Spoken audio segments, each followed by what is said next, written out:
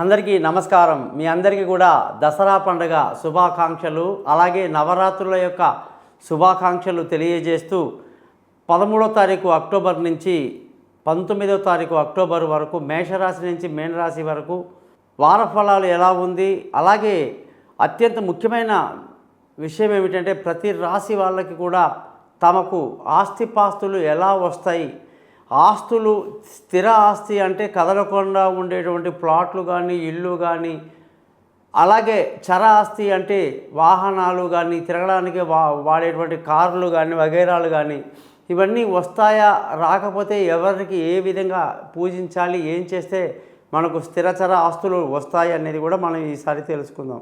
ఈ వారం ఆదివారం నుంచి శనివారం వరకు, ధనిష్ఠా నక్షత్రం నుంచి భరణి నక్షత్రం వరకు, దశమి తిథి నుంచి విధియా తిథి వరకు కూడా ఈ వార ఫలాలు ఉంటాయని తెలుసుకోవాలి. ఈ వారం కానీ గ్రహాల పరిస్థితిని కానీ చూసుకుంటే వృషభ రాశిలో గురు సంచారము, కుజుడు మిథున రాశిలో సంచరిస్తూ, సూర్యుడు కన్యా రాశిలో 17వ తారీఖు వరకు 17 నుంచి మనకి తులారాశిలో సంచరిస్తున్నారన్నమాట. అలాగే బుధ శుక్ర గ్రహాలు తులారాశిలో సంచరిస్తూ, బుధుడు తులారాశిలో సంచరిస్తూ, శుక్రుడు వృశ్చిక రాశిలో సంచరిస్తున్నారు.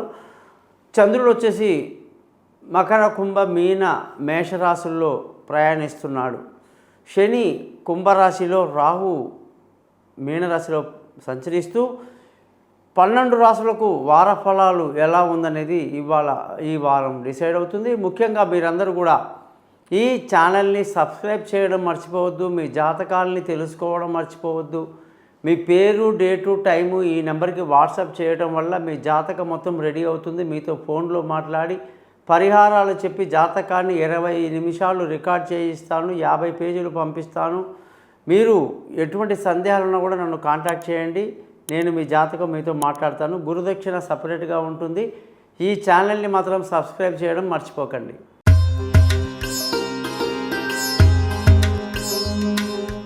మిథున రాశి వాళ్ళందరికీ కూడా 13వ తారీఖు అక్టోబర్ నుంచి 19వ తారీఖు అక్టోబర్ వరకు ఎలా ఉందో తెలుసుకుందాం.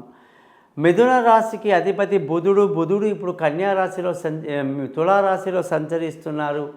ఇది ఎంతో శుభాన్ని కలిగించేటువంటిది. బుధుడు పంచమంలో ఉండడము, బుధుడు యొక్క స్థితి శుక్రుడి యొక్క ఇంట్లో తులారాశిలో ఉండడం చాలా విశేషం. అనుకున్న పనులు అనుకున్నట్టుగా పూర్తి చేయటం, శుభ కార్యాల్లో పాల్గొనడం, విందులు వినోదాల్లో మీరు ఎంజాయ్ చేస్తారు, శుభవార్తలు అందుకుంటారు. చాలా చాలా బాగుంది. బుధుడి యొక్క తత్వం అంటేనే, మిథున రాశి అంటేనే వాయుతత్వ రాశి అంటారు. వీళ్ళు తబ్బిబ్బైపోతుంటారండి అనేక విషయాల్లో కూడా. చిన్న చిన్న సంతోషాలకి ఆనందాలకి బాగా తబ్బిబ్బైపోతుంటారు. వాయుతత్వం అంటే ఏమిటండి?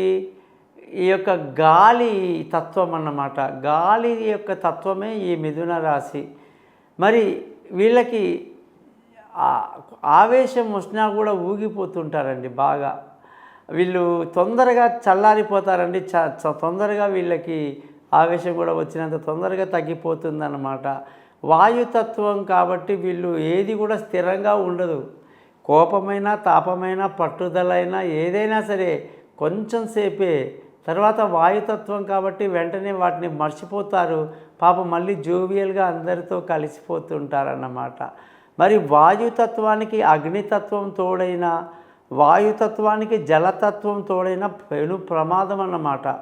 కాబట్టి ఈ యొక్క సీరియస్నెస్ని విపరీతంగా వాళ్ళకి వచ్చిందనుకోండి, జీవితంలో చాలా పెద్ద పెద్ద నిర్ణయాలు తీసేసుకుంటారు అలవోకగా అన్నమాట. కాబట్టి ఇప్పుడు మనకు సునామీ వచ్చిందనుకోండి, సునామీ రావడానికి ఏమేమి కారణాలు కావాలి చెప్పండి?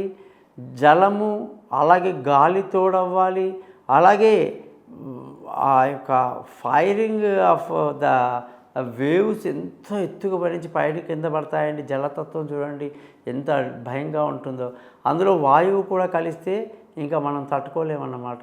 కాబట్టి ఎప్పుడైనా సరే ఈ తత్వం వాళ్ళతో జాగ్రత్తగా ఉంటే ఇంకా మంచిది.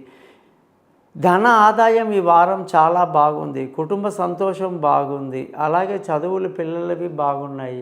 వీళ్ళకి స్థిరమైన ఆస్తిని, ఇల్లు, వాహనాలు అవన్నీ ఇచ్చేది ఎవరండి అంటే శ్రీమన్నారాయణుడు. అంటే వెంకటేశ్వర స్వామి అన్నమాట. రోజు విష్ణు సహస్రనామం చదవటం, వెంకటేశ్వర స్వామిని పూజించడం వల్ల వీళ్ళకి స్థిర చర ఆస్తులు బాగా చేకూరుతాయన్నమాట. కాబట్టి వీళ్ళు ఎప్పుడైనా సరే రోజు నియమంగా మహావిష్ణువుని ప్రసన్నం చేసుకుంటే వీళ్ళకి ఖచ్చితంగా మంచి ఆస్తిపాస్తులు వాహనాలన్నీ కలిగి బ్రహ్మాండంగా ఉంటారని చెప్పాలి. తల్లి ఆరోగ్యం కూడా అంతే గొప్పగా ఉంటుందన్నమాట. మరి వీళ్ళకి బంధువుల స్నేహితుల సహాయ సహకారాలు ఈ వారం పెద్దగా లభించటం లేదు. అలాగే విలువైన వస్తువులు, భూములు, ఇల్లు, వాహనాలు కొనడానికి చాలా మంచి టైంగా చెప్పాలి. పిల్లలు చదువులు, వాళ్ళ విదేశీ యానాలు, దూర ప్రయాణాలు కొంచెం ఇబ్బందికరంగా ఉంటాయి. ఆచితూచి జాగ్రత్తగా ముందుకు వెళ్ళాల్సి ఉంటుంది. ఆరోగ్యం పట్ల వీళ్ళు శ్రద్ధ వహించాల్సి ఉంటుంది. లేదా చిన్న చిన్న అనారోగ్య సమస్యలు వీళ్ళని ఇబ్బంది పెడుతూ ఉంటాయి. భార్య భర్తల మధ్య రిలేషన్షిప్ అనేది బాగుంటుంది, కానీ క్రీమ్ బాగా లోపిస్తుంది. ఉన్నామా అంటే ఉన్నాం, కాపురం చేస్తున్నాం, అలాగే భార్యాభర్తలుగా 2 చక్రాలుగా బండికి లాగుతున్నాం, అంతేగాని అసలైన ఎంజాయ్మెంట్ అనేది తగ్గుతుందండి. మిథున రాశి వాళ్ళు అది ఎక్కడ మిస్ అవుతుంది? భార్య కానీ భర్త కానీ ఏదో డ్యూటీలాగా జీవితాన్ని కాకుండా కాస్త సంతోషంగా ఆనందంగా జీవితాన్ని ఎంజాయ్ చేయండి అని ఒక సలహా ఇస్తున్నా. పార్ట్నర్షిప్లో వ్యాపారాలు కలిసి రావు. పెళ్ళి కాని వాళ్ళకి ఇప్పుడు తొందరలో పెళ్ళిళ్ళు కుదరవు, కొంత టైం పడుతుంది. అలాగే పార్ట్నర్షిప్ దెబ్బతింటుంది. అదృష్టంగానే చూసుకుంటే ఈ వారం మంచి అదృష్టవంతులు అవుతారు. తండ్రులు, పెద్దలు, మామలు, అందరి యొక్క బాబాయి, పెద్దనాన్న లాంటి వాళ్ళందరి యొక్క సహకారాలతో అన్ని పనులు పూర్తి చేసుకొని అదృష్టవంతులు అవుతారని మనం చెప్పాలి. ఉద్యోగం చేసే వాళ్ళందరికీ కూడా ఉద్యోగంలో ఈ వారం ప్రతి అడుగు జాగ్రత్తగా వేయాలి. ఏ మాత్రం తొందర పనికి రాదు. ఉద్యోగంలో ఆచితూచి జాగ్రత్తగా చేసుకొని, ఇప్పుడు ఉద్యోగాలు మారడానికి కూడా పెద్ద అనుకూలత అనేది లేదు కాబట్టి జాగ్రత్త వహించడం ఎంతైనా మంచిదని చెప్పేసి ఈ రాశి వాళ్ళకు చెప్పడం జరిగింది. ఆ వ్యాపారానికి వస్తే మాత్రం మంచి లాభాలతో వ్యాపారంలో ముందుకు దూసుకువెళ్తారు. మిథున రాశి వాళ్ళకి వ్యాపారం బాగా కలిసి వస్తుంది ఈ వారం అంతా కూడా.